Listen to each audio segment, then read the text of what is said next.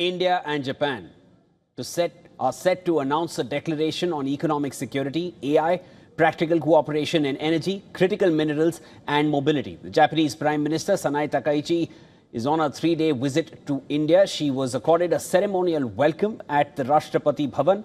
She will hold discussions with the Indian Prime Minister at the Hyderabad House. During her stay, she will participate in the 16th India-Japan Annual Summit.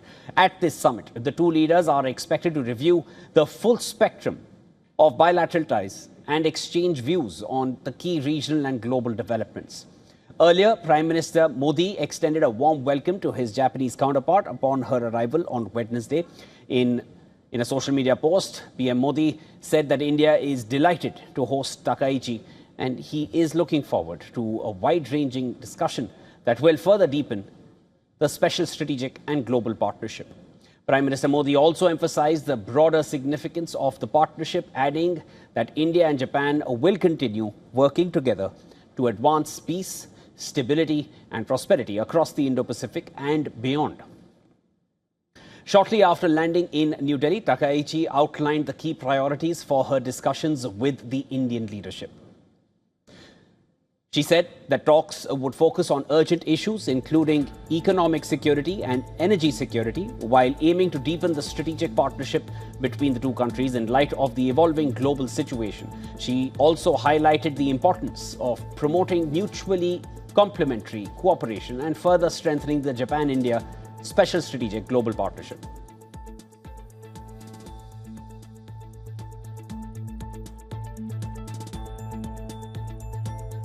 It's a 3-day visit. Later in the day today, the Japanese Prime Minister will hold a bilateral with the Indian Prime Minister. There's a wide spectrum of this India-Japan partnership, which has only strengthened further and gone from strength to strength since 2014. The relationship goes back over 2 decades. The last decade has been pivotal in the evolving landscape.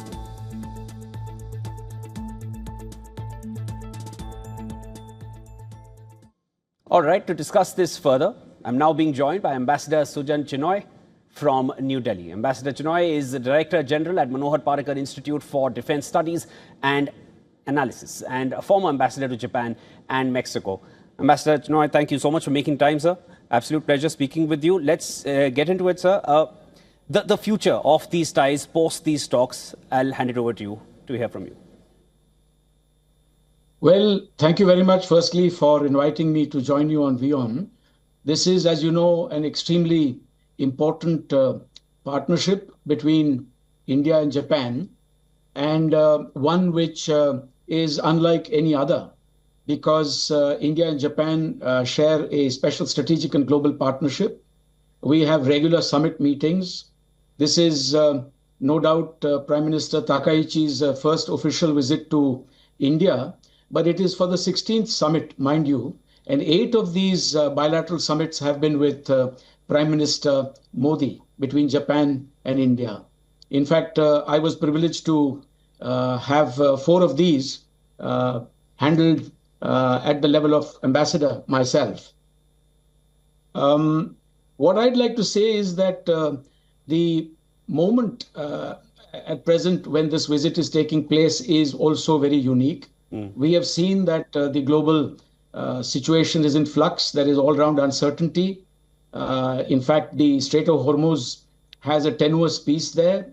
And it is therefore very important for India and Japan to look at the entire spectrum of issues that bind them together.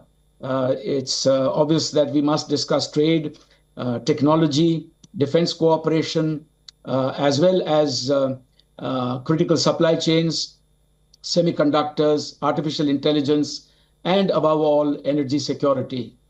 So there is likelihood of some good exchanges taking place and outcomes coming out of this summit on energy security.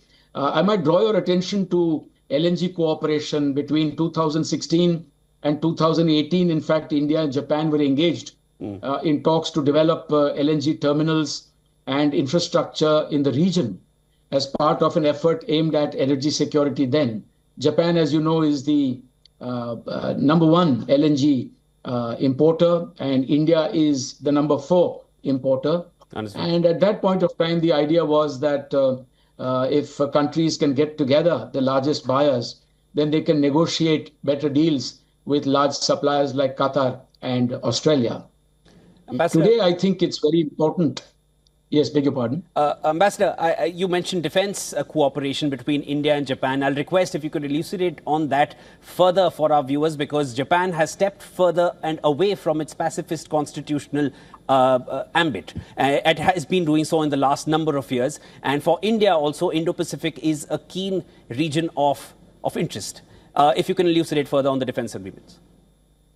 Yes, I think it's very important that India and Japan come together in deeper defense cooperation.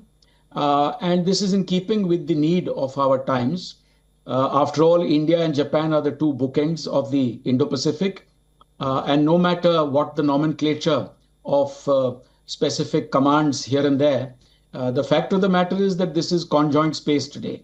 The Indian Ocean and the Pacific Ocean and all the intervening spaces in between, both maritime and continental, are part of one seamless strategic theater.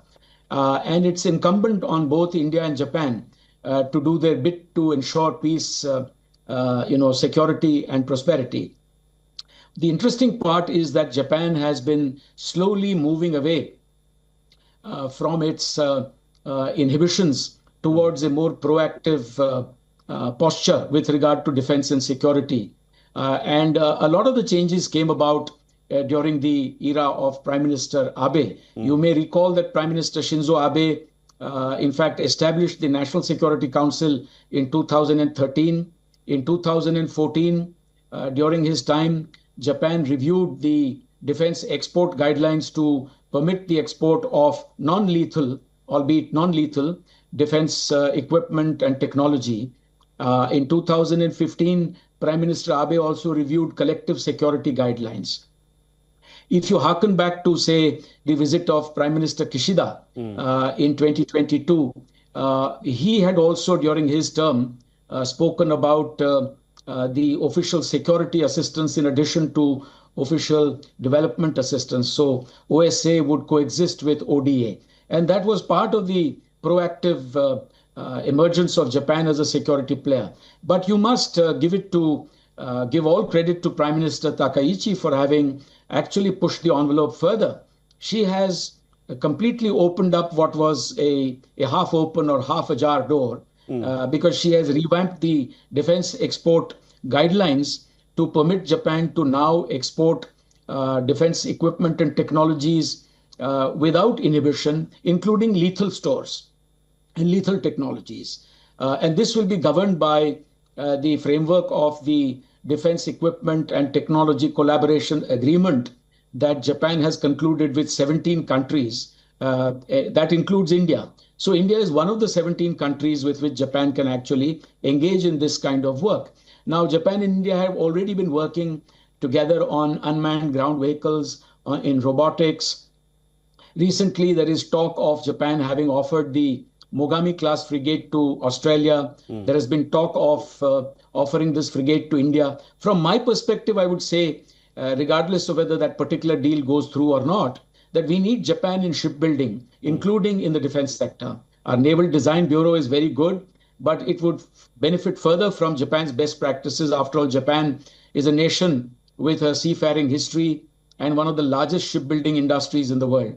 So whether it is welding, whether it is using very large hydraulic presses, whether it is machining, whether it is propulsion systems, whether it is electrical propulsion systems, we must actually collaborate in the defense sector, including in the field of naval vessels. Even in the field of fighter aircraft engines, you are aware that Japan, UK, and Italy are working together on the Global Combat Aircraft program for a 6th generation aircraft. So there's no reason why India and Japan cannot do more with regard to, for example, fighter aircraft engines as well. So I think all this adds value to what is already happening between India and Japan in the defense sector. We have all the foundational agreements in place. with regard to security of information, the cross-servicing agreements. We have a number of dialogues in place at functional level between the armed forces as well. Yes. And we have been, in fact, conducting some joint exercises, you are aware, between all the three services. Now, this is really remarkable because Japan is a country which still has the, pacifist constitution. And it has always been like this for the last, several decades. And today there is a shift taking place in Japan, yes, in my view, for the better, because Japan simply cannot depend on others for its own future security. Understood. Such is the level of uncertainty today. Ambassador Chinoy, absolute pleasure speaking with you and extracting your in-depth understanding of Japan, as you've been there closer than any one of us to understand exactly what this dynamic can be in the future and what it has been in the past. Thank you so much for encapsulating all of that for us. And as you rightly mentioned, the two bookends of the Indo-Pacific, India and Japan. Let's wait and watch how this bilateral shapes up further. Thank you so much for making time for us, sir. Thank you very much. All right. I'll now cut across to our Assistant Director of Foreign Affairs, Siddhant Sibal. Siddhant, again, there are a lot of avenues in this spectrum for both India and Japan to come together. Give us more, if you can encapsulate for us what's to look out for as of now. Let me first give you a certain ground situation. I'm just standing outside the Hyderabad house where we'll get the first visuals of Prime Minister Narendra Modi and the Japanese Prime Minister meeting. Earlier today, we saw the ceremonial reception at the Rashtrapati Bhavan, the forecourt of the Rashtrapati Bhavan. And we know that several MOUs are slated. In fact, two key things one needs to watch out is the declaration on economic security that is expected to be announced. And secondly, a declaration on AI cooperation. One can also expect MOUs when it comes to practical cooperation in energy, especially biogas. Secondly, on critical minerals. Thirdly, on advanced mobility partnership. And there will be a big CEO forum where several businesses from both the Indian side and the Japanese side will be present, where it is estimated that over 100 MOUs will be signed between these two sides, the two private sides, the Indian businesses and the Japanese businesses. But above all, a clear message as to how India and Japan are working together at a time of geopolitical changes, not only across the world, but also in Asia. In fact, the current Japanese Prime Minister is seen as a protege of the former Japanese Prime Minister Shinzo Abe, and he had close relationship with the Indian Prime Minister. So do expect both sides paying homage to Shinzo Abe as well. But clearly, Japan has seen as an important partner of New Delhi in Asia, and there is growing cooperation, including expected growing cooperation in a defense aspect, even as Japan has opened export of defense technology. And India, in fact, was one of the countries that warmly welcomed this change in policy. Siddhant, thanks so much for getting us the latest on that. Of course, you're outside the Hyderabad house. There'll be more to talk about. We'll connect with you again.